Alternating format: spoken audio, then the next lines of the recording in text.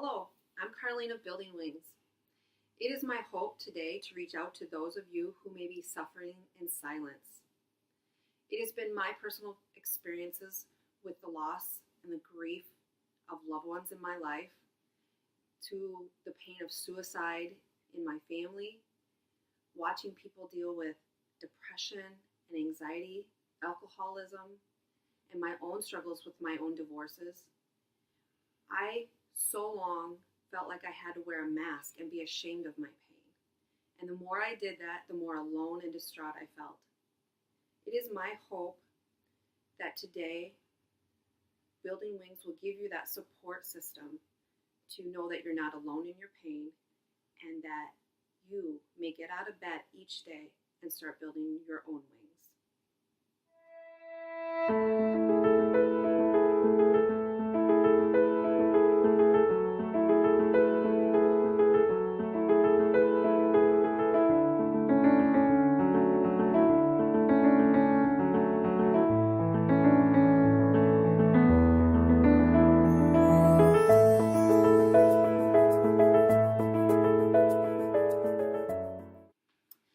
I was raised in a small Iowa town.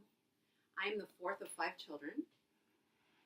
My mom and dad were really well known in the community that I grew up in, and we were very, very active.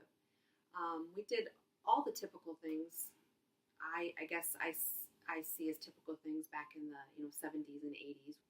Sports was a big deal in our family, and like I said, we did lots of things around sports schedules.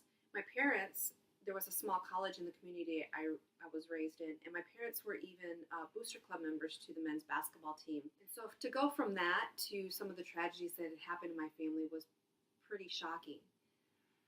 I suppose the first big tragedy in my life, I don't know, I guess my parents probably saw it as a parenting failure, but my sister got pregnant quite early, and it seemed to be the beginning of a lot of things that got shook up. It was shortly after that my grandfather died of cancer, and I didn't really get to see my grandfather much before then.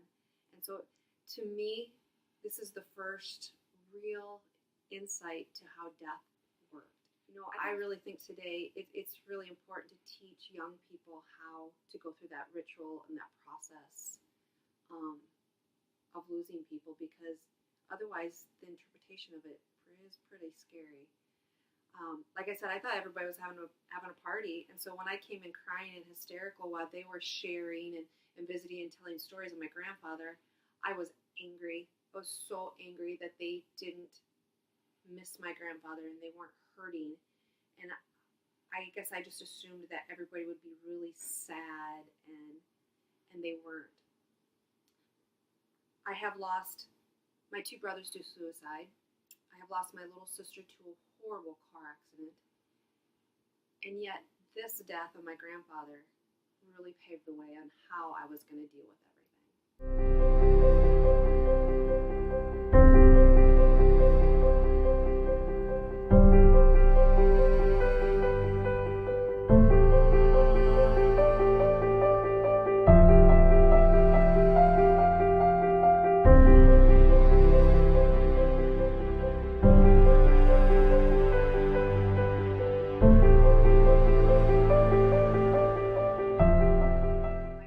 Graduated and come home from college. He couldn't find a job, and I knew he was really, really struggling. It's crazy to me how I can remember every single detail of this day, and I cannot remember the events that I should relish, like winning our conference championships, or the races I ran to go to the state cross-country meet, I can't remember those things, but I can remember every single moment. January 26, 1987. I got home from school, and my 4-H projects, my brother had been taking care of those just because I was busy, and he always called me the big time every once in a while, which made me mad. But so I was like, I'll be nice today, and I'll go do chores before my game going. He's like, no way, you have a big game. You need to get there. You need to get comfortable. And I was like, oh, okay, because most of the time he would give me a hard time about that. my brother had come up and he said that he needed my car keys, which was an old pickup both of us had to share since my parents were wealthy enough for us to have our own vehicles. And he said the hogs had gotten out. I walked out of the locker room, gave him the keys, and he had this strange look in his eyes, and he said, "You know I love you, don't you?" Which I was like, "Yeah, whatever," because I was a stupid teenager at that time, and I watched him walk away. I had no idea that was going to be the very last time I saw him. I remember that basketball game. I knew exactly the plays. I knew exactly what that other team was going to run, but I could not make my body do it. Well, what had happened during the game is my brother didn't come back, so my dad had left the game to go see if he needed help getting the hogs in. So nobody had a car at the school, and my friend who came out with me, who were friends of ours, they volunteered to give us a ride home. Well, there was 6 of us. Had jumped into a 2-door hatchback, and we were laughing so hard about how we were all squeezed and crunched into that car. My mom asked me what was wrong with me in the game, and I was like, I just played like crap, and they were teasing me about that. And we come around the corner. Where I lived was on a curve, and we had come around the corner, and I'll never forget that sight. As soon as we saw the horizon, it was cherry red, and the car was silent in just a moment.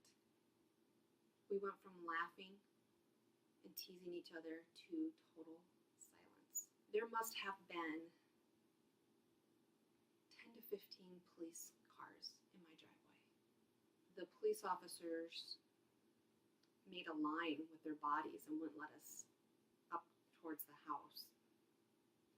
And the officers separated, and I saw my dad's face. I heard probably 3 words he said. One, he's dead. My friend told me I screamed at that point, but I don't remember that. I do remember the officers kind of making a circle around us and kind of scooching us to the door. And I, for a moment, looked back at the driveway and saw my brother's legs hanging out of the pickup and saw the blood stain in the snow and ice. I don't remember a lot of the things that people said to me. I just wanted to be alone.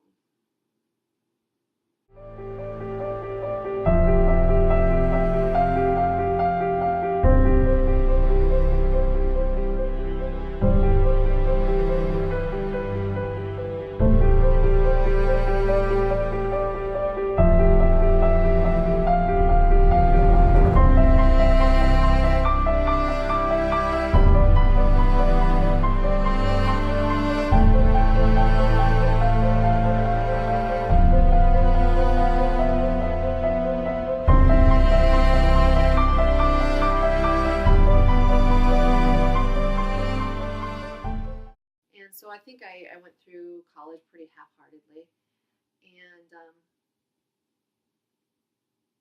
so I come from a small-town Iowa place where you don't just say whatever you think. So when I got around some of these big city guys that told me how beautiful I was and that I was the thing, I wanted so badly to believe them. My first husband was one of those people who just told me what I wanted to hear, and I believed it. I had 2 beautiful daughters. And God's weird because he gave me those 2 daughters when I needed it the most. I told myself that these 2 beautiful babies needed a wonderful person to give them guidance. I remarried, and I had my son, who is my goofball in my life.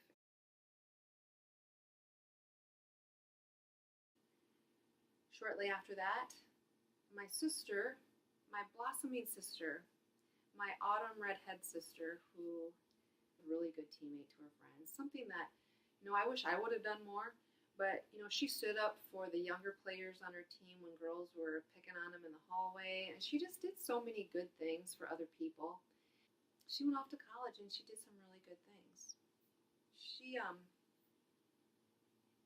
probably was the delight of my parents.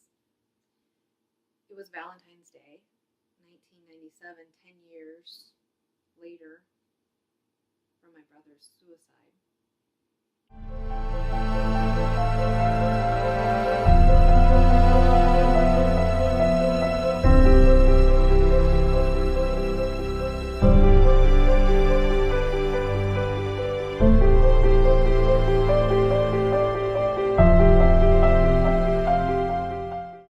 And my sister hit some black ice. The car spun into oncoming traffic, and her and her teammate were hit head on.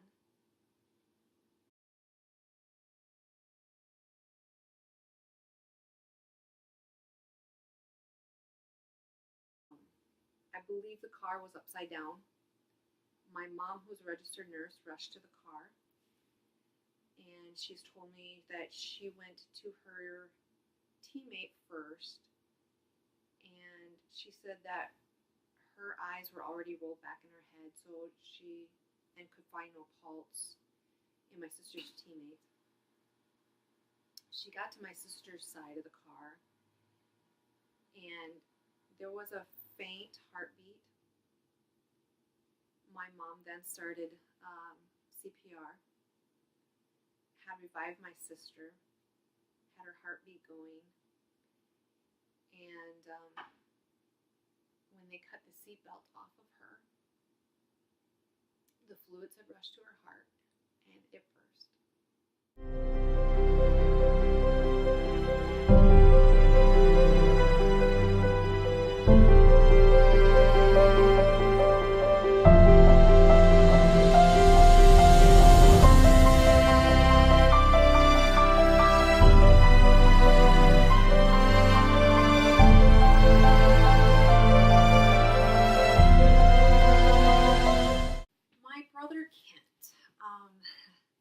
My brother Kent and I were the closest in age, and so our childhood was very competitive. He would donate part of his hog to the church. He gave to the church very generously. He became a very deep Christian, very faithful. He also would switch to the sad place where he got very angry because he thought maybe people were judging him. He would share a lot with me about his feelings about my brother Kevin's death.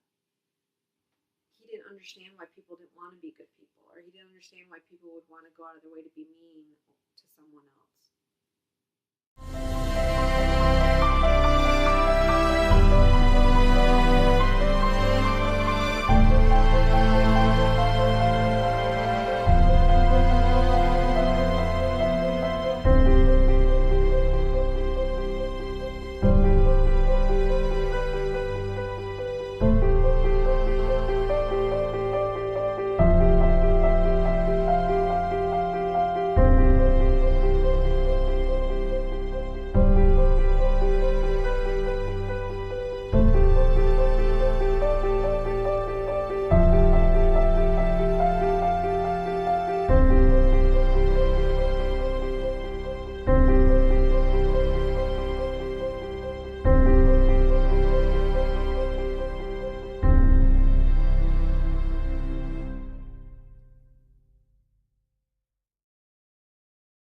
Was a CNA in my young adult life, and I worked with a gal who had Lou Gehrig's disease.